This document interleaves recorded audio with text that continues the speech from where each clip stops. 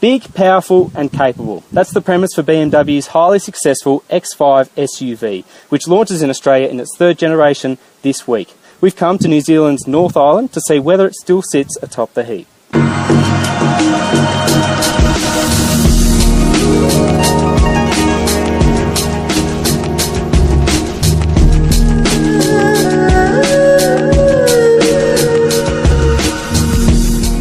The X5 has been a real sales winner for BMW ever since it was launched internationally in 1999. Of course, BMW Australia brought the car out in 2001, and this is actually the third generation of the X5. It's been a real sales success for BMW locally.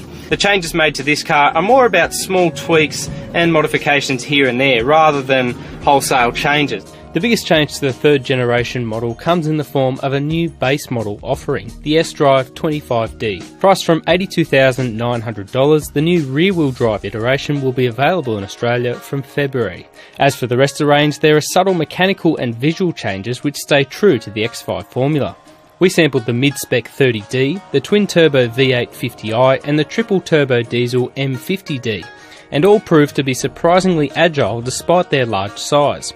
The higher spec M50D and 50i models bring added extras such as paddle shifters, bigger 20-inch wheels and adaptive suspension, all making for an even more convincing drive on the road. Across the range, BMW have done a really good job of sourcing efficient and powerful engines, which is obviously a hallmark of this German brand and has been for a long time. One of the really impressive things about this car is just the balance that it strikes between cornering ability and just general on-road comfort. As ever, the X5 maintains a high level of interior trim and includes the latest suite of driver aids and safety technology. There's a 10.2-inch touchscreen for all the sat-nav and audio functions, plus a new iDrive touchpad controller. There's also ample passenger space throughout the cabin and a 650-litre boot. We've tackled some pretty gruelling sections of road today, including a fair bit of gravel as well, and everything we've thrown at this thing, it's come up trumps all the time. The traction control and stability control systems are really well calibrated and just seem to offer that nice balance between helping you out in tricky situations and not interfering too much.